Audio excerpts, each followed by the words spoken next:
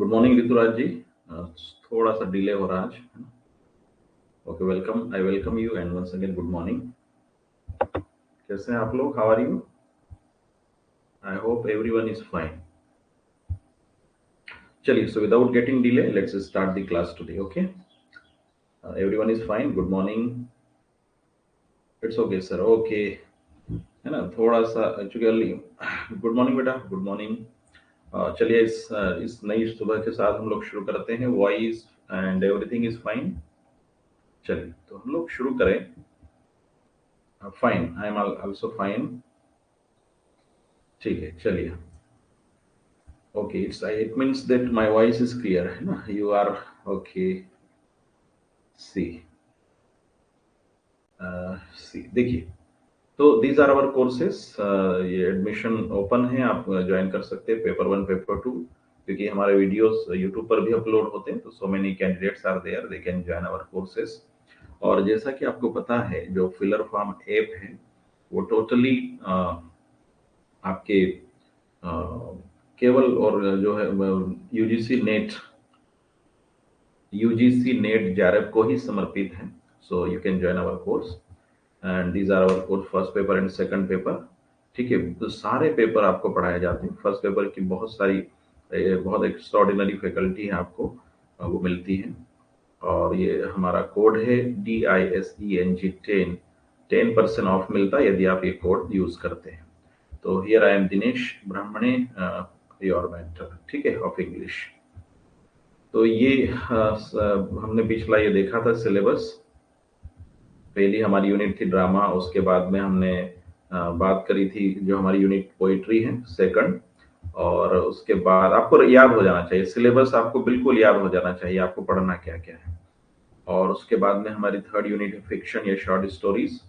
और उसके बाद में हमने देखा है fourth unit non fictional prose, है ना, यानी जो ऐसे होते हैं, ऑटोबायोग्राफी होती है, ये सब हमें इसमें पढ़ना होता है यूनिट 4 में। तो ये जो नॉन फिक्शन प्रोज है बहुत इंपॉर्टेंट है और इसको आपको ध्यान से पढ़ना है, ठीक है। ये पहली 4 यूनिट जो होती है, मैंने बताया, बहुत इंपॉर्टेंट है, पूरे लिटरेचर को कवर करती है। One thing again let me remind you, first 4 unit covers all the literature, है ना। लिटरेचर वाला जो पार्ट है वो सारा आपको पहली 4 यूनिट में मिलेगा। और इसके अलावा जो हमारी 5th यूनिट है ना, ये 6 यूनिट इंग्लिश इन इंडिया, तो उसमें भी आपको जो है लिटरेचर मिलेगा, लेकिन उसमें ये सारा लिटरेचर ज्यादातर जो है 1 से लगा के 4 में मिलता है। उसके बाद में हमारी 5th यूनिट लैंग्वेज को लेकर के, ये लैंग्वेज, हाँ ठीक है ना। ठीक है, ये तो अभी तक का जितना भी हुआ है आई विल सेंड पीडीएफ, है ना, आई विल सेंड पीडीएफ, ठीक है, डोंट वरी। ठीक है, अब सब सारा सिस्टमेटिक आपको मिलेगा। ये अभी शुरू हुआ है तो अब आपको सारी चीजें मिलेगी, ठीक है ना। We have started our classes, so everything I will provide everything, ठीक है। चलिए, लैंग्वेज है हमारी यूनिट। उसके बाद में हमने देखा है इंग्लिश इन इंडिया। देखिए, सबसे महत्व English in India, history, evolution and futures. 7 unit हमारी कल्चरल स्टडीज है। और उसके बाद में हमारी यूनिट 8 है लिटरेरी क्रिटिसिज्म। और उसके बाद में आप बात करेंगे 9 unit literary theory and post world war second. और फिर जो यूनिट है unit 10, research methods and materials in English. Research methods and materials in English, ठीक है। So these are our units. I have already discussed the study plan. चलिए, तो ये ठीक है, तो हम लोग ये कर चुके हैं। और इंग्लिश इन इंडिया हम जो टॉपिक यूनिट 6 हमने शुरू करी है, यूनिट 6 हमने शुरू करी है, हिस्ट्री, इवोल्यूशन एंड फ्यूचर। तो उसमें हमने चर्चा करी कि किस प्रकार से इंग्लिश भारत में आई। जैसा कि आपको पता है, ईस्ट इंडिया कंपनी भारत में व्यापार करने के उद्देश्य से 16।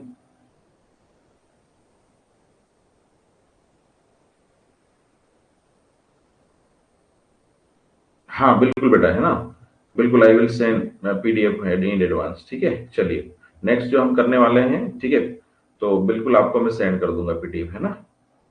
बहुत अच्छा, ठीक है, आप बिल्कुल पढ़ के आएंगे तो ज्यादा समझ में आएगा, ठीक है। तो ये हिस्ट्री हमने देखा है। और यूएनओ की 6 भाषाओं में से एक है इंग्लिश। भारत में धीरे धीरे उन्होंने जो है भाषा, आप देख सकते हैं, व्यापार का जो उद्देश्य थे, व्यापार के साथ में उन्होंने राजनीति में भी प्रवेश किया था। हमारी बहुत सारी विभूतियां हैं जिनका योगदान रहा है। है ना, जिन्होंने वेस्टर्न कल्चर और ये अपने जो साइंटिफिक अप्रोच वाली जो एजुकेशन है उसको उन्होंने बढ़ावा दिया था। गुरुदेव रवींद्रनाथ टैगोर, विवेकानंद जी हैं, हमारे बंकिम चंद्र चटर्जी है ना, राजा राम मोहन राय, विलियम बेंटिक। तो ये जो है उनका बहुत बड़ा रोल रहा है, आप देख सकते हैं।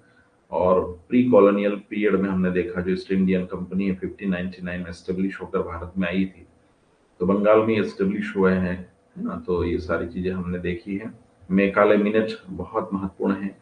मिनट ये 1835 में आया। सिंपल क्वेश्चन आपसे पूछा जा सकता है, कॉलोनियल पीरियड जब हम कह सकते हैं कि जब गुलाम थे, तो तब भी अंग्रेजी का बोलबाला रहा, बढ़ता रहा।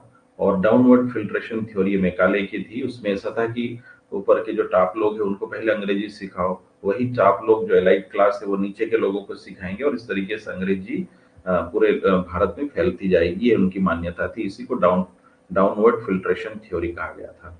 ठीक है ना, तो ये आपको पढ़ लेना है, इसको बार बार देखें। उसके बाद में वुड्स डिस्पेज आया था 1854 में, ये एजुकेशन से संबंधित था। यहाँ पर सर चार्ल्स वुड का एक डिस्पेच था, एक डलहौजी को, लॉर्ड डलहौजी को इन्होंने सौंपा था। इसमें रिकमेंडेशन था कि इंग्लिश के साथ में जो लोकल वर्नाकुलर लैंग्वेजेस है उसको भी एजुकेशन का पार्ट होना चाहिए। और प्राइमरी एजुकेशन में उन्होंने सुझाव दिया था कि पूरा प्राइमरी एजुकेशन जो है वर्नाकुलर्स में ही हो, और हाई स्कूल जो है एंग्लो वर्नाकुलर हो, यानी इंग्लिश के साथ में लोकल लैंग्वेज भी हो। और जो उच्च शिक्षा है ना, जो उच्च शिक्षा है या कॉलेज लेवल की शिक्षा है, वो आप देख सकते हैं उसका मीडियम क्या होना चाहिए, इंग्लिश होना चाहिए। और यहाँ महिलाओं के शिक्षा के ऊपर ज्यादा फोकस था। ग्रांट्स देने की व्यवस्था भी यहीं से की गई थी। आज जो यूजीसी आप देखते हैं वो कहीं ना कहीं उसका अस्तित्व यहाँ से मिलता है, 1854 के वुड डिस्पेच। ठीक है, समझ में आ रहा है ये साहब। तो ये मैग्ना कार्टा था। उसके बाद में आता है आपका हंटर कमीशन 1882 में। हंटर कमीशन, इसको द इंडियन एजुकेशन कमीशन भी कहा जाता है। द विलियम विल्सन हंटर है, लॉर्ड रिपन ने इसको पॉइंट किया था। प्राइमरी एजुकेशन के ऊपर इन्होंने बहुत ज्यादा फोकस किया था, और कहा था कि जो बोर्ड्स हैं, म्यूनिसिपल कॉरपोरेशन है, उन्हें इसकी जिम्मेदारी सौंप देना चाहिए, और जो मदर टंग है वो प्राइमरी लेवल का मीडियम होना चाहिए। वर्नाकुलर्स का मतलब होता है लोकल लैंग्वेज, है ना। लोकल का मतलब जैसे महाराष्ट्र में जैसे इंग्लिश है तो, और इंग्लिश के साथ में लोकल लैंग्वेज। लोकल का मतलब है जैसे महाराष्ट्र में मराठी है, गुजरात में गुजराती है, पंजाब में पंजाबी है, तमिलनाडु में तमिल है ना। और भी जो देश हमारे ये राज्य है, स्टेट है, केरल में मलयालम है, आंध्र प्रदेश में तेलुगु है ना। तो इस तरीके की जो लोकल लैंग्वेजेस है, यानी स्टेट लेवल की लैंग्वेजेस है ना, यानी भी जो स्टेट के लोगों के द्वारा बोली जाती है, तो उसमें क्या इजीली समझ में आता है, तो वो जो है अ, उसको कहते हैं वर्नाकुलर लैंग्वेज। ठीक है। पोस्ट इंडिपेंडेंस के बाद में जब आज़ाद हुए हम, तो आज़ाद होने के बाद ये माना गया कि कौन किस लैंग्वेज को ऑफिशियल लैंग्वेज होना चाहिए। तो जाहिर है हमारी हिंदी को ऑफिशियल लैंग्वेज डिक्लेयर किया गया, लेकिन साउथ से हमारे जो भारतीय, दक्षिण भारतीय जो हमारे भाई है ना, साउथ से कहीं ना कहीं हिंदी का एक तरीके से विरोध हुआ, और उन्होंने प्रोटेस्ट किया। नॉन हिंदी स्पीकिंग जो स्टेट्स है उन्होंने प्रोटेस्ट किया और कहा कि इंग्लिश को ऑफिशियल लैंग्वेज रहने दिया जाए। तो फिर हिंदी के साथ में इंग्लिश को भी ऑफिशियल लैंग्वेज का दर्जा दे दिया जाता है। 1965 में ये बिल आता है, आप देख सकते हैं, ये देखिए द लैंग्वेज अमेंडमेंट बिल। और उसमें अब ये प्रावधान कर दिया गया है कि सारे राज्य मिलकर के जब तक नहीं कहेंगे कि इंग्लिश को हटाना है, तब तक अंग्रेजी नहीं हटेगी। और उम्मीद भी अब मुश्किल, अब कम है कि अंग्रेजी को हटाया जा सके। ठीक है, लेकिन हमें अब चूंकि लैंग्वेज है, जो इंटरनेशनल लैंग्वेज है, भाषा है, तो वो भारत के सामाजिक सांस्कृतिक या यूं कहें कि भाषाई संस्कृति में समाहित हो चुकी है इंग्लिश। तो ये आप बिल्कुल इसको ध्यान रखें, और इंग्लिश आप यूज कर सकते हैं, ग्लोबल लैंग्वेज है। ठीक है। और उसके बाद में हम थ्री लैंग्वेज फार्मूला देखते हैं, जिसमें इंग्लिश है, हिंदी है, और एक लोकल लैंग्वेज यानी जो स्टेट लेवल की हमारी लैंग्वेज होती है उसको यूज करेंगे। ठीक है। कोठारी कमीशन आता है 1964 में। Kothari commission national education commission है, दौलत सिंह कोठारी इसके अध्यक्ष थे, और इन्होंने भी इंग्लिश के इम्पोर्टेंस पर जोर दिया था। स्टूडेंट, ऐसा इसलिए है क्योंकि अब इंग्लिश केवल अंग्रेजों की भाषा नहीं है, अंग्रेजों ने पूरी दुनिया के ऊपर राज किया है। The Britishers, they ruled over the world, and one thing, they have spread their English language in all over the world. पूरी दुनिया में उन्होंने अंग्रेजी को क्या किया है, स्प्रेड किया है, फैलाया है अंग्रेजी अपनी सभ्यता को। तो अब इंग्लिश क्या हो गई है, ये पूरी दुनिया की भाषा हो गई है। और यही कारण है कि अब इंग्लिश का अपना इम्पोर्टेंस है। तो इसलिए जो है कोठारी कमीशन भी कहता है कि इंग्लिश में बहुत सारे, जैसे इंग्लिश मीडियम स्कूल है ना, कॉलेज में बहुत सारे जगह पे वहाँ पर इंग्लिश मीडियम में पढ़ाई होती है। लेकिन वर्तमान सरकार, आपको पता होगा, इंग्लिश के साथ साथ भारतीय भाषाओं को भी प्रमोट कर रही है। जैसे मध्य प्रदेश में हम बात करें तो जो मेडिकल की पढ़ाई है, मेडिकल की पढ़ाई के पहले केवल और केवल इंग्लिश में होती थी, लेकिन अब उसको जो है हिंदी में भी करने का प्रयास किया जा रहा है। ठीक है, तो यहाँ पर ये इतना इम्पोर्टेंट है। ये हम पढ़ चुके हैं बेटा कल, है ना, ये थोड़ा सा पढ़ चुके हैं। उसके बाद में इवोल्यूशन, क्यों ऋतुराज जी बताइए, ये वी हैव डिस्कस्ड है ना स्टडी। चलिए सी, इवोल्यूशन की बात करें तो ये भारत में हम बात करें, ये भारत में जो है लैंग्वेज 17 सेंचुरी में आता है। East India company, the first movie, ये मोटिव इज टू ट्रेड, है ना, जैसा कि आपको बताया है। देखिए पहला मोटिव क्या था, इनका ट्रेड था। लेकिन बाद में धीरे धीरे इन्होंने, है ना, इंग्लिश को, इंडियन लैंग्वेजेस को सीखना शुरू किया। पॉलिटिकल पावर में आया तो इन्होंने इसको भी ब्रिज के रूप में, है ना, पूरी, क्योंकि सारे अलग अलग भारत में जब एक राज्य में जाते हैं तो वहाँ अलग भाषा है, दूसरे राज्य में जाते हैं वहाँ पर अलग भाषा है। तो फिर उन्होंने देखा कि क्यों ना एक ही लैंग्वेज को पूरे भारत में फैलाया जाए, तो फिर उन्होंने इंग्लिश को फैलाया और उनका भी काम आसान हो जाए, है ना। फ्यूचर ऑफ इंग्लिश, तो जैसा कि मैंने बताया है, लीगल, फाइनेंशियल, ये सारा जॉब ओरिएंटेड है, ग्लोबल लैंग्वेज है, टेलीविजन चैनल्स बहुत सारे इंटरनेशनल लेवल पे हैं। These all are the reasons that now English has become international and lingua franca in the world. ठीक है, और इंडिया की जो लैंग्वेज डाइवर्सिटी है, तो उसके लिए ये एक लैंग्वेज जो ब्रिज का काम करे तो वो इंग्लिश है ना। चलिए फिर इंटर, अब यहाँ पर हम देख सकते हैं लिटरेचर जो आया था, ट्रेवल्स ऑफ डीन महमेट है ना, ये द प्रोसिक्यूटेड है, राजमोहन स्वाइप है। ठीक है, तो ये सारे कैरेक्टर जो पहले आए थे, in the role of trio, यानी जो त्रिमूर्ति थे, इंग्लिश के त्रिमूर्ति जिन्हें कहा जाता था। प्रश्न पूछा जा सकता है कि त्रिमूर्ति की में कौन शामिल नहीं, who is not among the trio of Indian English literature. तो ये आपको तीनों के नाम याद रखना है। राजा राव है, मुल्क राज आनंद है और आर के नारायण है। बड़े फेमस राइटर्स हैं इंग्लिश में, इन्होंने वर्क लिखे हैं और इंग्लिश की समृद्धि को, ठीक है, बढ़ाया है। और 1950s में अनीता देसाई, खुशवंत सिंह, ये सारे नाम पढ़ना है, याद रखना है आपको, है ना ये। ठीक है, तो यहाँ तक हम पढ़ चुके हैं, अब आगे बढ़ते हैं। ये हमारा कोर्स है, यू कैन परचेस। ऑफर मिलते रहते हैं बेटा आप लोगों को, बहुत अच्छे अच्छे ऑफर मिलते हैं। आप इस ऑफर पर जाके कोर्स परचेस कर सकते हैं। उसके बाद में एक सेकंड, है ना, ये रिपीट हो रहा है, क्लास डिजाइन होती है ना। चलिए, तो आज हम लोग बात करेंगे मेजर इंडियन राइटर्स के ऊपर, और उसमें भी मेजर इंडियन राइटर्स में भी हम बात करेंगे पोएट्स की, और उसमें बड़ा नाम है,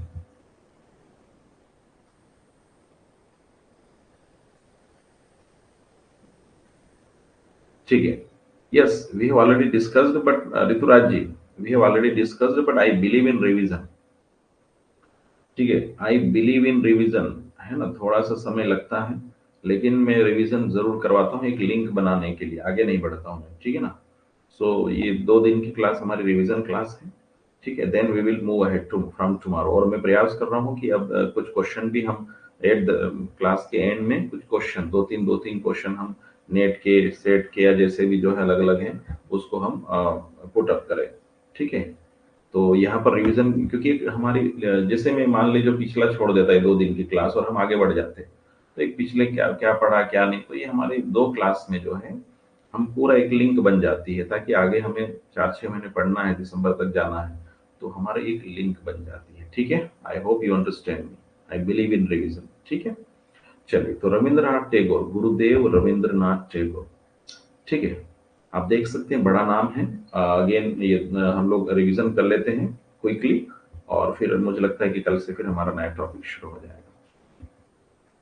चलिए, तो ओके, चलिए, अब यहाँ पर देखिए इनका जन्म जो है आप देख सकते हैं 7 मई 1861 में हुआ है कलकत्ता में। जोरास्को, है ना। कलकत्ता कहाँ पर? पश्चिम बंगाल में। और इनका जो डेथ हुई है 1941 में, तो आप लगभग 80, है ना, शांति निकेतन में आप देख सकते हैं, है ना। और इनके जो फादर है महर्षि देवेंद्र नाथ टैगोर, और यहाँ के द्वारका नाथ टैगोर, है ना। ये देवेंद्र नाथ टैगोर बड़ा नाम है ना। ब्रह्म समाज, आदि ब्रह्म समाज, इन सबसे जुड़े हुए थे, बड़ा नाम है इनके पापा का। तो यहाँ पर आप देख सकते हैं गुरुदेव रविंद्रनाथ टैगोर। और यहाँ पर मदर जो थी इनकी सरला देवी, है ना। इनकी वाइफ का नाम आप देख सकते हैं मृणालिनी देवी, जो आप देख सकते हैं, बड़े नाम है, पूछा जा सकता है। और इन्होंने क्या किया है, ब्रह्म समाज ऑफ, ये जो ब्रह्म समाज थी, जिसकी स्थापना राजा राम मोहन राय ने की, उसको ज्वाइन किया था। और इंडियन नेशनल कांग्रेस को, इंडियन नेशनल कांग्रेस जो कि नेशनल मूवमेंट में और स्वाधीनता के समय गठित हुआ था, एंड आज भी है इंडियन नेशनल जो मूवमेंट कांग्रेस है ना, जिसको लीड कर रहे हैं अभी मल्लिकार्जुन खड़गे जी और राहुल गांधी, ये सब। तो वही कांग्रेस उस समय भी थी, आज अस्तित्व अलग है, आज देश की राजनीति में है। और उस समय देश की आजादी में कहीं ना कहीं भूमिका निभा रहे थे बहुत सारे हमारे महान विभूतियां। रविंद्रनाथ टैगोर जी की बात करें तो ये वर्सेटाइल जीनियस है। वर्सेटाइल जीनियस का मतलब होता है ही वॉज वेरी नॉलेजेबल, बहुत ज्यादा ज्ञानी थे, बहुत ज्यादा नॉलेजेबल पर्सन थे। बंगला जानते थे, संस्कृत जानते थे, इंग्लिश, साइंस, म्यूजिक, महान पोएट थे, नॉवेलिस्ट थे, है ना, ड्रामाटिस्ट थे, शॉर्ट स्टोरी राइटर थे, म्यूजिक कंपोजर थे, पैट्रियट, देशभक्त थे। खुद का अपना रविंद्र टैगोर के, रविंद्र म्यूजिक के नाम से इनका म्यूजिक चलता है ना, रविंद्र म्यूजिक। तो स्टूडेंट मैं आपके यही कहना चाहता हूँ कि इंग्लिश लिटरेचर हो या कहीं पर भी हम पढ़े, एक इंसान कितना कुछ कर सकता है, ये आप देख सकते हैं गुरुदेव रविंद्रनाथ टैगोर जी को बहुत सारे काम एक साथ कर रहे हैं। ठीक है, वेरी गुड, ठीक है। तो ये आप देख सकते हैं। और उसमें इन्होंने सबसे ज्यादा ये प्रभावित हुए हैं, है ना, मच इन्फ्लुएंस्ड बाय कालिदास, दांते, है ना, और विलियम शेक्सपियर। तो basically he was influenced by, प्रभावित हुए सबसे ज्यादा किससे? कालिदास से, दांते से और शेक्सपियर से। बेनफुल इनका जो आप देख सकते हैं पहला नरेटिव, आप देखिए नरेटिव पोयम है, बचपन में इन्होंने लिख दिया था। 7000 लाइन्स इसमें बताई गई है। Approximately there are 7000 lines in this narrative poem named बेनफुल। एंड भगना हृदय, भगना हृदय, है ना, ये भी इनकी एक पोयम है, Bhagna Hriday, poem of joy and sorrow, poem of joy and sorrow, बहुत छोटी उम्र में इन्होंने लिखा है। Student he is basically known for Gitanjali, है ना, सबसे महत्वपूर्ण। गुरुदेव रविंद्रनाथ टैगोर जी का नाम ले हम और गीतांजलि नहीं याद आए तो आपको याद आना चाहिए। और आपको पता होना चाहिए नोबेल प्राइज जो है 1913 में इनको लिटरेचर का नोबेल प्राइज मिला था गीतांजलि के लिए। बट याद रखना है, ये जो नोबेल प्राइज मिला है ये इंग्लिश लैंग्वेज में लिखा है ना। देखिए जो Gitanjali basically it was written in Bengali language, Gitanjali, it was written in Bengali language, but it is translated into English, and then Gurudev Rabindranath Tagore received the honored Nobel Prize। ठीक है, तो English version पर इनको जो है Nobel prize मिला। ये छोटी आपको बिल्कुल नीट एंड क्लीन आपको याद होना चाहिए। गुरुदेव रविन्द्रनाथ टैगोर के बारे में पता है कि इंडियन कल्चर के आइकॉन माने जाते हैं और पहले एशियन है जिनको नोबेल प्राइज मिला था, है ना, जिनको नोबेल प्राइज मिला था। उसके बाद में इनकी स्टोरीज है बहुत सारी, आप देख सकते हैं। द हंग्री स्टोन्स हैं, अपरिचिता है, द पेट्रियट है, काबुली वाला बहुत फेमस है, द जज है, न्यू डॉल है, बोलाई है, ठीक है। नॉवेल्स है, नशनीर है, द ब्रोकन नेस्ट है 1901 में, गोरा है 1909 में, है ना। ये देखिए नॉवेल जरूर याद रखें स्टूडेंट, नशनीर है ना, द नशनीर, देखो नशनीर, नष्ट का मतलब नष्ट होगा और नीर मतलब घोंसला होगा।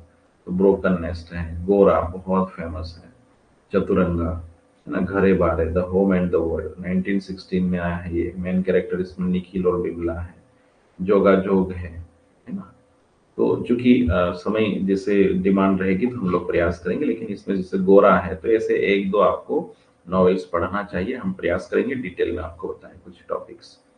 उन्होंने ड्रामा भी लिखे हैं, ड्रामा में खास करके वाल्मीकि प्रतिभा है, द जीनियस वाल्मीकि 1888 में, मुग्धधारा है यानी वाटरफॉल, द वाटरफॉल 1922 में, द पोस्ट ऑफिस है, डाकघर, हिंदी में इसका डाक है ना, या बंगाली में देख लो डाकघर है, मालिनी है, राजा है, चित्रा है, ये ड्रामा है इनके, ठीक है, डेट याद रखना।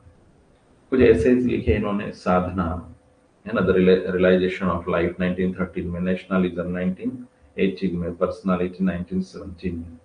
लेक्चर्स हैं ग्रेटर इंडिया 1917 में, द रिलीजन ऑफ मैन 1931 में। और ट्रांसलेशन है सॉन्ग्स ऑफ कबीर, है ना, ये सॉन्ग्स ऑफ कबीर को इन्होंने ट्रांसलेट किया, आप देख सकते हैं। और जब भी समय मिले स्टूडेंट आपके पास में, तो गीतांजलि और ये कुछ बड़े जो वर्क है इनको जरूर आप पढ़ें, बहुत ही प्यारा लिखा है। तो इसमें हम थोड़ा सा आज इनकी ये देखिए गीतांजलि के बारे में जरूर जानेंगे, because one of the most admired acknowledged work in the world. Gitanjali, देखिए इसमें गीत अंजलि, गीतांजलि, गीतों का समर्पण, किसको समर्पित है? ये एक तो सबसे बड़ी बात है स्टूडेंट, ये कलेक्शन ऑफ पोएम्स है, सबसे बड़ी बात रिमेंबर। ये कोई स्टोरी या कोई नॉवेल या कोई ड्रामा नहीं है, ठीक है, collection of novels, collection of poems है इन इंग्लिश वर्जन। आप देवी ने कहा था ना English version, 103 poems, songs devoted to God. Fact याद है? ऋतुराज जी, पूजा और एक और कौन है? Please share your name.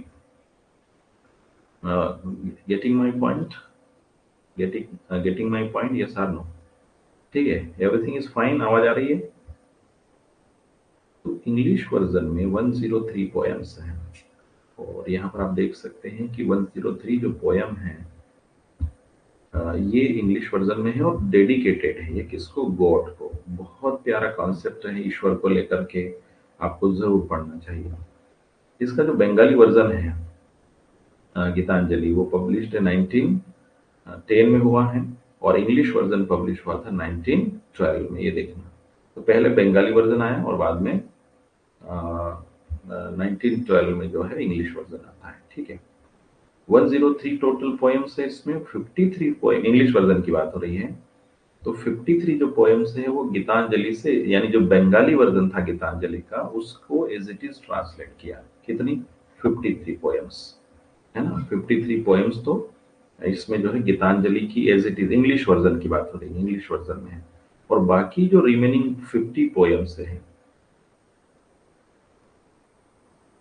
ठीक है, ये 53 पोएम्स हैं, ये 50 पोएम्स है, ये कहाँ से ली गई है?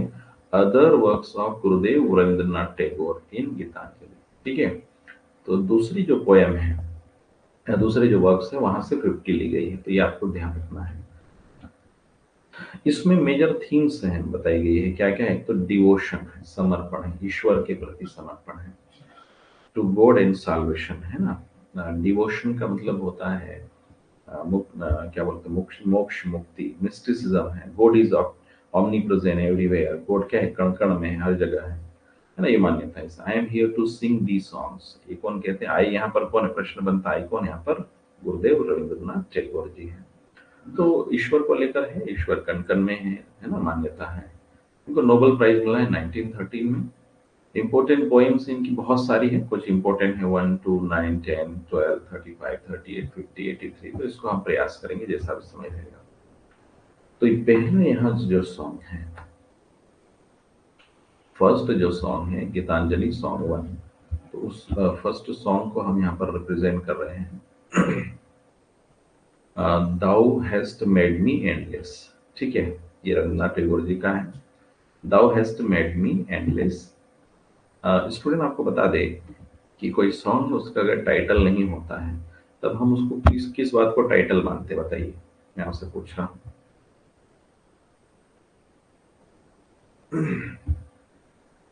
तो बता दें कि जो टाइटल नहीं होता है, तो पहली जो लाइन होती है वही टाइटल का काम करती है।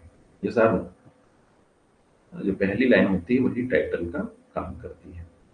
तो अब यहाँ देखिए, thou hast made me endless, यानी जो ईश्वर को कह रहे हैं कि आपने मुझे अनंत बनाया है, एंडलेस बनाया है। सच इज दाई प्लेजर, ये आपकी खुशी है, such is thy pleasure. Ishwar real में बता रहा हूँ स्टूडेंट, रियल में आप जब फील करोगे, महसूस करोगे ईश्वर के बारे में, परमात्मा के बारे में सोचेंगे, when you think about the God and when you feel, when you realize from your heart, definitely you will feel that you are endless. Student, हाँ यस, तो कैसे है ना, thou hast to made me endless. और one thing Rituraj ji, one thing I would like to tell you, literature के साथ में we have to develop our attitude also. आपको अपना एटीट्यूड भी डेवलप करना है, अपनी सोच को डेवलप करना है, अपनी थॉट प्रोसेस को डेवलप करना है, because it will help you to be a good person in your life and to be satisfied. तो स्टूडेंट यहाँ पर ईश्वर को लेकर कहा गया है कि आपने मुझे अनंत बनाया है, बहुत खुशी मुझे होती है आपसे। और दिस फ्रेल, ये देखिए, this frail vessel thou emptiest, देखिए दिस फ्रेल वेजल का मतलब मैं तो खाली खड़ा हूँ, मैं खाली हूँ पूरा, है ना, जैसे खाली बर्तन होता है ना, वैसा हूँ, frail vessel thou emptiest again and again. और आप क्या करते हो, मुझे इस खाली घड़े घड़े को क्या करते हो, बार बार आप भरते हो। And finest it ever with fresh life, और हर दिन हर पल क्या करते हो, आप मुझे फ्रेश लाइफ देते हो। स्टूडेंट देखिए, ईश्वर ने कितनी प्यारी रचना रची है। शाम होती, अंधेरा होता, हम सो जाते हैं, लेकिन फिर से ईश्वर सवेरा देता है, फिर फ्रेश में फ्रेश जिंदगी देता है। तो क्या है, these frail vessel thou emptiest again and again and finest each ever with fresh life. Yes or no? Yes or no? तो ईश्वर आपको हर दिन, हर सवेरा नया होता है, हर दिन नया होता है। टुडे इट्स, जैसे 8 अगस्त है, तो आज 8 अगस्त है ना, ये जो 2023 है, हमारी जिंदगी में पहली बार है। मैं अक्सर क्लास में बोलता हूँ बेटा, हर दिन, हर क्षण, हर पल हमारी जिंदगी में नया होता है। Every day, every single moment is new in our life. आप सोचते हैं कि मंडे आ रहा, ट्यूसडे आ गया, वेडनेसडे आ गया, 23 अगस्त आ गया, रिपीट हो रहा है, लेकिन 2023 नहीं आएगा। 8 अगस्त 2023 नहीं आएगा। इसलिए कहता हूँ कि हमेशा टाइम की कदर करो, respect honour time, utilise time.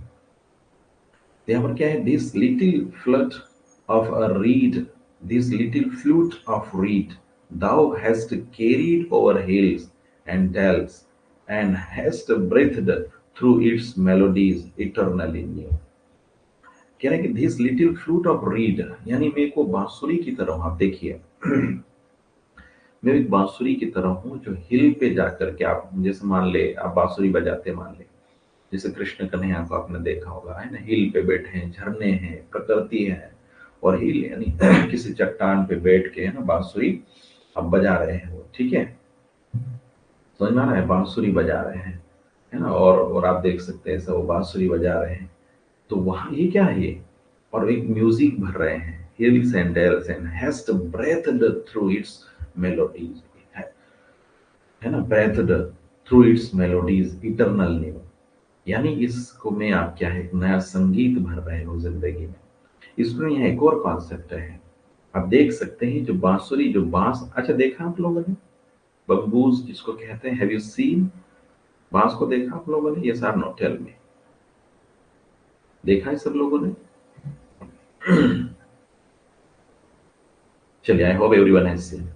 तो जो बांस होता है, ऐसे तो उसको मतलब देखिए, सरकार ने उसको जो है घास का दर्जा दे रखा है ना, हालांकि बहुत बड़ा होता है, मतलब उसको जो है घास का दर्जा दे रखा है, वो इसलिए कि इजीली काटा जा सकता है, पर्यावरण के, है ना, मतलब जो किसान अपने खेत में लगाते हैं बहुत सारे।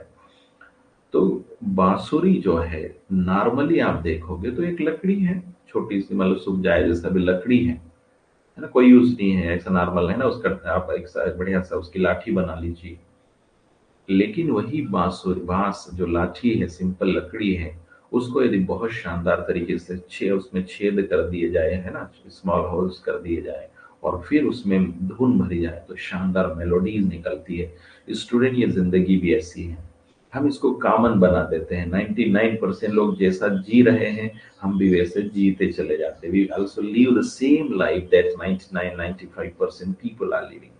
But if we feel melodies in our life, it will, you can say, it will have music in our life, है ना। लोग जैसा कॉमन जी रहे हैं, हम भी वैसा जीते चले जाते हैं। नहीं, इसमें मेलोडीज लाना है, इसमें कुछ नया लाना है, जिंदगी को नया बनाना है, ये सोच आपको डेवलप करना है। ठीक है, समझ में आ रहा है ये सारनो? तो भगवान से कह रहे हैं कि आपने जो फ्लूट ऑफ रीड, यानी जो रीड का मतलब खाली जो एक लकड़ी रूपी जो फ्लूट होता है, सिंपल मतलब जो लकड़ी है, उसमें आप म्यूजिक भर रहे हो।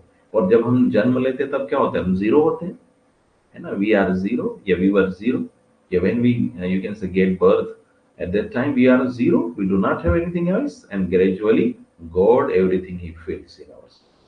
ठीक है, फिर हम बात करें नेक्स्ट लाइन कह रही है, at the immortal touch of thy hands my little heart loses it's limits in your enjoy. Immortal hands, immortal touch का मतलब है ना, दिखाई नहीं दे रहा है, ईश्वर हर रोज टच कर रहा है, आपको आशीर्वाद दे रहा है। Thy hands my little heart loses it's limits in joy. मेरा हृदय, मेरा छोटा सा हृदय क्या है ना, खुशी के मारे है ना बहुत लोटपोट हो जाता है। Gives birth to utterance in ineffable, है ना, इतनी अनंत खुशी को व्यक्त करता है कि मैं क्या करूं, बता नहीं सकता हूँ। ठीक है। Thy infinite gifts come to me only on these very small hands of mine. ये देखिए, दाई इनफाइनाइट गिफ्ट्स भगवान से कह रहे हैं, कितनी देखो एटीट्यूड है ये। महान दिमाग है गुरुदेव रविंद्रनाथ टैगोर का, एक बड़ा ब्रेन है, उसको हम पढ़ रहे हैं। वो कह रहे हैं कि दाई फाइनाइट गिफ्ट्स, आपका जो ये अनंत गिफ्ट है, ये प्रकृति, माँ बाप, भाई बहन, रिश्ता, देखिए कितनी सारी चीजें आपको दे रखी भगवान ने। और मेरे हाथ कितने छोटे छोटे हैं। आपने इतना बड़ा आकाश दे रखा, आपने इतनी बड़ी पृथ्वी दे रखी, आपने इतने बड़े झरने दे रखे, आपने इतनी बड़ी नदियां दे रखी, इतना समंदर दे रखा, हवा पानी सब कुछ दे रखा है, और मेरे हाथ बहुत छोटे हैं उसको लेने के लिए। कितना प्यारा लिखा है। Yes or no, agree or not, agree or not. ठीक है। Thy infinite gifts come to me only on these very small hands of mine. Ages passes and still thou pourest. सदियां बीत गई लेकिन आप अभी भी पोर करते हो, उसको भरते हो। And still there is room to fill, लेकिन अभी भी क्या है, स्टिल अभी भी आप, सदियां बीत गई, आप उसको रोज भरते हो। देखिए आप, बारिश होती है, पतझड़ होता है, पत्तियां सूखती है, फिर ईश्वर क्या करता है, उसको रिफिल कर देते हैं, नई पत्ती आ जाती, नए पेड़ आ जाते हैं, नया भोजन आ जाता है। देखिए हर बार भगवान उसको फिल करते, और अभी भी भरना बाकी है, लगातार वो फिलिंग का काम कर रहा है। कितनी बड़ी रचना है। ठीक है। ये देखिए, तो स्टूडेंट, ये हमने अब तक जो ये बहुत प्यारी पोयम थी, मैंने इसको इसलिए लिया है, फर्स्ट पोयम है गीतांजलि की। इसके पीछे उद्देश्य यही है कि एक तो इंग्लिश आपको नेट का हमें क्वालिफाई करना, दूसरा आप गीतांजलि को पढ़ने के लिए मोटिवेट हो। ये पहली पोयम है, और इस पोयम की कितनी प्यारी बातें लिखी गई हैं। और if you go through the whole, you can say, book Gitanjali, then you will feel much better, है आपको बहुत अच्छा लगेगा। ठीक है। आइए थोड़ा सा सरोजिनी नायडू के बारे में हम रिवीजन कर लेते हैं, और फिर हम नेक्स्ट क्लास में हम नया टॉपिक पढ़ेंगे। 13 फरवरी 1879 में इनका जन्म हुआ। Everything is fine, once again confirm मी।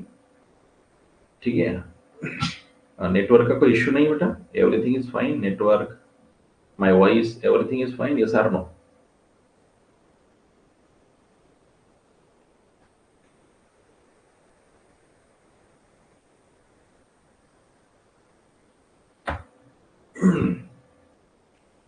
चलिए, तो यहां पर क्या है, 13 फरवरी 1879 हैदराबाद में हुआ है, और 1949 में इनकी डेथ हुई है। सरोजिनी चट्टोपाध्याय के रूप में जन्म हुआ था, लेकिन बाद में इनके हस्बैंड का सरनेम जो है नायडू था, तो नायडू हुई।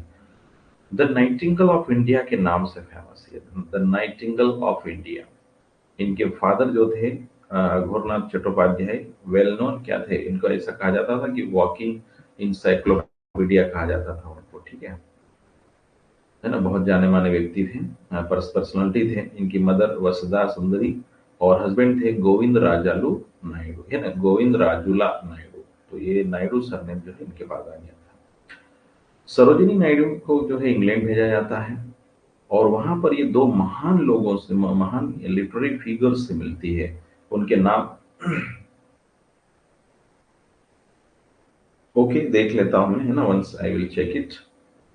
ठीक है ना, वंस, ओके, ठीक है, इसको देख लेंगे। चलिए, थोड़ा सा इसको,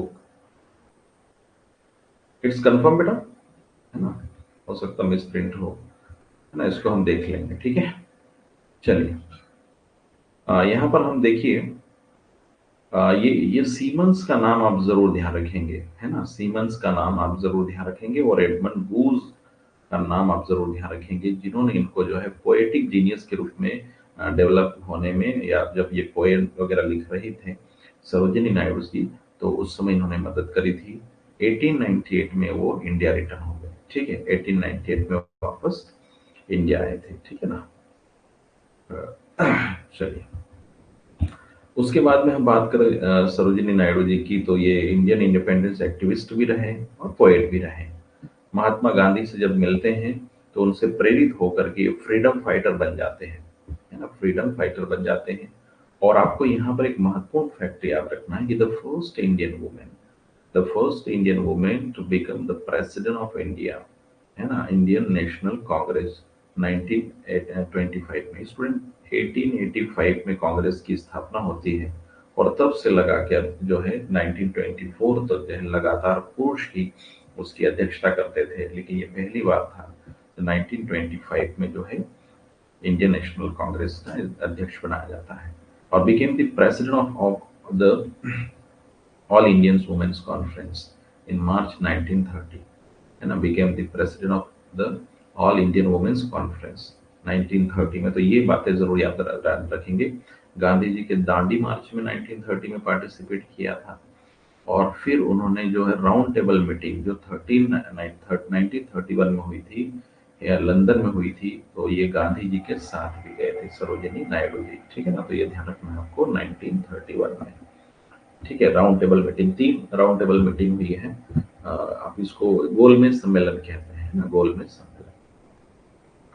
उसके बाद में इंडिपेंडेंस, जब देश आजाद हो गया तो आपको बता दे, ये फर्स्ट गवर्नर बनी थी यूनाइटेड प्रोविंस ऑफ आगरा, यानी जो यूपी है, तो इसकी पहली और एंड अवध है ना 1947 से 1949 तक ये गवर्नर रही थी फर्स्ट, और पहली वुमेन थी किसी भी भारत की किसी भी स्टेट में गवर्नर बनने वाली, यानी राज्यपाल बनने वाली पहली महिला रही है। आपको जरूर याद रखना है, ये जीके का क्वेश्चन हो सकता है।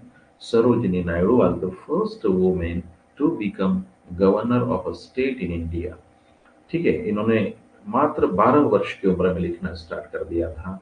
और ये देखिए पर्सियन में भी लिखा है इन्होंने, मेहर मुनीर, है ना, Mehr Munir impressed the novel of Hyderabad, ठीक है। तो ये मेहर मुनीर भी याद रखना है। द गोल्डन थ्रेशोल्ड बहुत ही महत्वपूर्ण, द गोल्डन थ्रेशोल्ड ये पहला मेजर कलेक्शन है पोएम्स का 1905 में। और the introduction of the golden threshold is given by Arthur Siemens, ये देखिए, है ना, ये जरूर आप ध्यान रखेंगे। द गोल्डन थ्रेशोल्ड जो है कलेक्शन ऑफ पोएम्स है और इसका इंट्रोडक्शन लिखा है आर्थर सीमंस ने।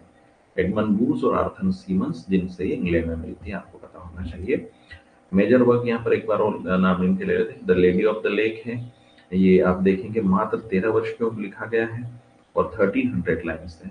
द गोल्डन थ्रेशोल्ड है 1905 में लिखा गया है, यूके में पब्लिश हुआ है, 40 पोएम्स है और एडमंड बूस को समर्पित है।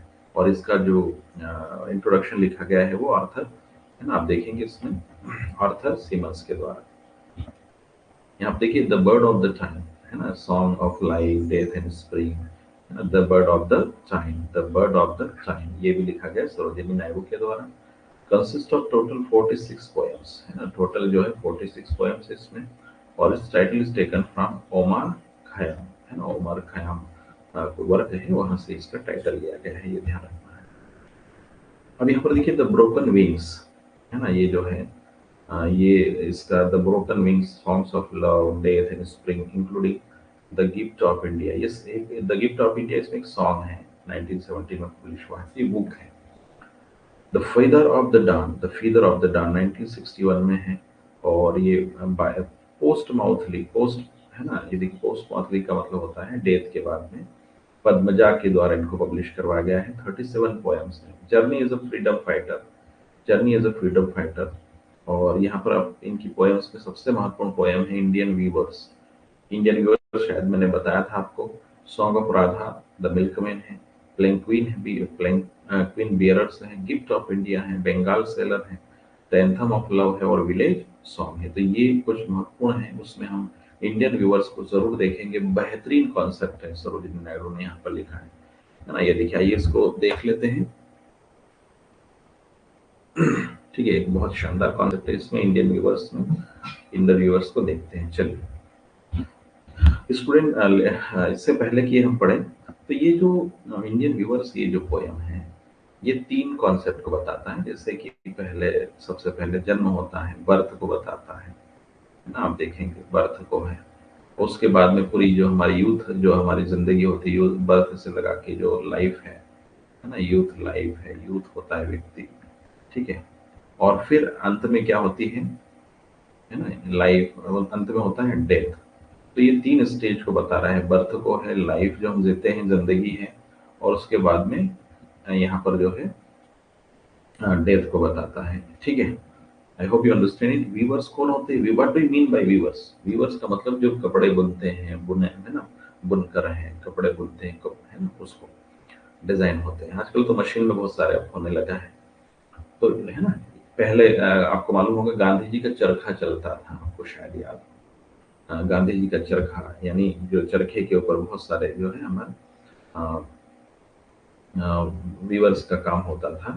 कपड़े बुनने का अभी भी होता है, लेकिन उसका लेवल जो है मशीनों से कम हो गया है। वीवर्स क्या कर रहे हैं? Break of day. Weavers weaving at break of day, यानी सुबह सुबह जो है वीवर्स क्या कर रहे हैं? सुबह जो है वीवर वीविंग कर रहे हैं, ठीक है। और why do you weave a garment so gay? वो पूछते हैं, क्वेश्चन भी पूछ रहे हैं वीवर्स से कि आप इतने सुबह सुबह जो है आप वीव कर रहे हैं, बुन रहे हो, कपड़े बुन रहे हो, आप इतने प्यारे गारमेंट सो गे, इतने सुंदर कपड़े क्यों बना रहे हो, किसके लिए बना रहे हो? Blue is the wing of a हेल, है ना, ये देखिए, blue as the wing of a halcyon wild, ठीक है ना। तो जो हेल्कियन या हेल्सियन आप जो पढ़े है ना, उसकी तरह जिसके विंग हैं, तो बताते हैं, क्या बताते हैं? We weave the robes of a new born child, है ना। इसके इतने सुंदर जो विंग्स है ना, विंग विंग यानी पंख होते हैं, वाइल्ड पक्षी मान लो, तो उसके हिसाब से इतने सुंदर आपके ये जो कपड़े बुन रहे क्यों? तो वो कहते हैं ropes of a new born baby. हम किसके कपड़े बना रहे हैं? न्यू बॉर्न बेबी के कपड़े बना रहे हैं। उसके बाद में आप देखेंगे weavers weaving at fall of night. आप रात्रि में कपड़े बुन रहे हो। Why do you weave a garment so bright? आप इतने ब्राइट कपड़े रात में क्यों बुन रहे हो? तो कहते हैं like the plums of a peacock, है ना, plums of a peacock, peacock के प्लम्स की तरह आप ये बुन रहे हो। पर्पल एंड ग्रीन, आप देखे होंगे, पर्पल होता है, ग्रीन होता है ना। अब आप देखिए जैसे पंख पूरे फैल जाते हैं पीकॉक के, कितना प्यारा दिखता है। तो वो कहते हैं कि we view the marriage veils of a queen, we view the marriage veils of a queen. एक क्वीन है जिसके मैरिज वेल्स को हम, कपड़े को हम बुन रहे हैं, शादी के कपड़े को हम बुन रहे हैं। कितना प्यारा लिखा है। तो ये पहला स्टेंजा बर्थ को बता रहा है, ये वाला स्टेंजा जिंदगी को बताना है, ठीक है। उसके बाद में यहाँ पर देखिए, viewers weaving solemn and steel. Viewers weaving solemn and steel, बहुत शांत है, सोलेम है ना, स्टील है, गंभीर है। What do you weave in the moon light chill, है ना, इतनी मून लाइट में, इतनी रात्रि में, है ना, एकदम मून लाइट चिल का मतलब जो चांदनी रात है, बहुत चिल है, ठंडी रात है, शांत है, क्यों बुन रहे हो? Why do you weave white as a feather, white as a feather and white as a cloud. Feather भी होता है, फीदर का मतलब कोई पक्षी जो होता है उसके व्हाइट पंख होते हैं, बहुत सफेद जो होते हैं। व्हाइट एज अ क्लाउड, और क्लाउड की तरह सफेद है ना, white as a feather, white as a cloud, क्यों बोल रहे हैं? उसका जवाब भी पोएट स्वयं देते हैं। क्या देते हैं? कि we weave a dead man's funeral shroud, funeral shroud. और अंत में क्या है? डेथ हो रही है, उसी चाइल्ड की मान ले, और अंत में क्या है? उसका जो है फ्यूनरल श्राउड, कफन आप मान लीजिए, उसको बोल रहे हैं। तो यही जिंदगी है स्टूडेंट, यही जिंदगी है। हमें लगता है कि हम हर दिन हैं, लेकिन हर दिन हम मतलब जीते हैं, और हर दिन हमारा क्या किल भी होता है, चले जाता है। जो बीत गया सो बीत गया। 7 अगस्त 2023 चले गया हमारी जिंदगी से, कभी नेवर, कभी नहीं। 7 अगस्त 2024 आ सकता है, 7 अगस्त 2023 नहीं आएगा। अगर आप जिंदा रहे, हम जिंदा रहे, तो नेक्स्ट आ सकता है, लेकिन जो डेट जो निकल गई वो नहीं आता। यही जिंदगी। तो इसलिए जो है यहाँ पर वो एक कॉन्सेप्ट को लेकर आ रहे हैं कि जीवन है ना, जन्म है, जीवन है, और मृत्यु है ना। जन्म है, बर्थ है, लाइफ है, और डेथ है। तो ये पूरे कॉन्सेप्ट को यहाँ पर दिखाया गया है। ये क्वेश्चन से कुछ आप लोग इसको सॉल्व करने का प्रयास करें, है ना। हम इसको प्रयास करेंगे, सॉल्व करेंगे, ठीक है। तो आज के लिए इतना काफी। नेक्स्ट हम निस्सिम इज़ेकियल के बारे में पढ़ेंगे। मैं प्रयास करूंगा आपको पीडीएफ सेंड करूं, और थोड़ा सा देर से सेंड करूंगा। सो आज के लिए इतना काफ़ी है आज की क्लास के लिए। तो एवरीथिंग इज़ फाइन बेटा?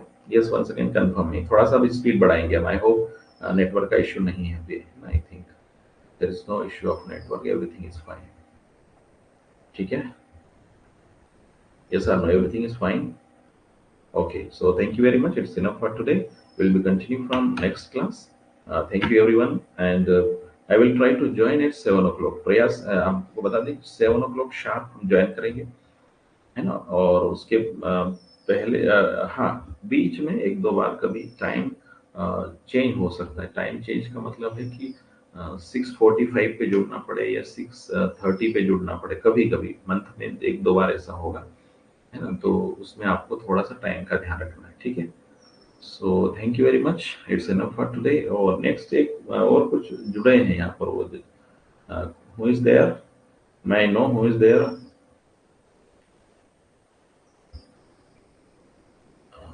चलिए, इट्स इनफ। यस, हाँ, yes we can. Okay, yes, है ना? और बहुत शानदार, मैं एमसीक्यू और सब लेकर आऊँगा। मैं हर क्लास में हम प्रयास करेंगे कि लास्ट में एमसीक्यू ऐड करें। हम जो क्वेश्चन आए हैं, जो पढ़ा है उसी में से क्वेश्चन कैसे आते हैं, क्या आ सकता है क्वेश्चन, कंटेंट के साथ में एमसीक्यू पर भी हम ध्यान देंगे, ठीक है? ओके, ओके, सुनील प्रभा, है ना? Sunil ji, thank you. ठीक है, चलिए। तो I think everyone is fine. Wish you all the best and have a good day. Welcome again, once again filler form.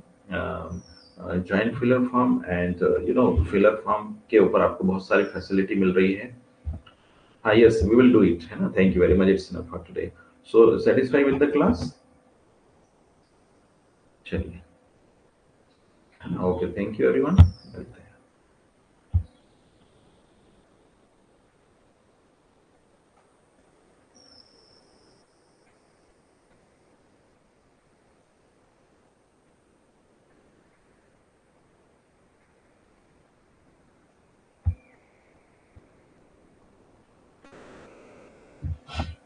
Okay, yes, wish you all the best, है ना?